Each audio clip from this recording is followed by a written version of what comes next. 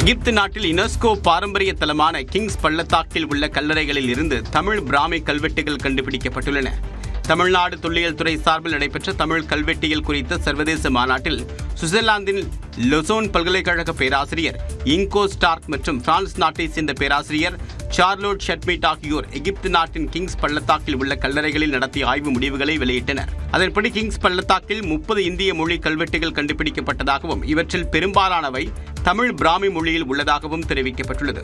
6 கல்லறைகளிலிருந்து கிடைத்த இந்த கல்வெட்டுகளில் 20 தமிழ் பிராமி எழுத்துக்களிலும் மீதமுள்ள 10 கல்வெட்டுகள் சமஸ்கிருத மற்றும் பிராகிருத மொழிகளிலும் உள்ளதாகவும் தெரிவிக்கப்பட்டுள்ளது. குறிப்பாக பண்டைய தமிழ்நாட்டிலிருந்து கடல் வணிகம் மேற்கொண்ட சிகை கொற்றன் என்ற வணிகரின் பெயர் 5 கல்லறைகளில் பொறிக்கப்பட்டுள்ளது.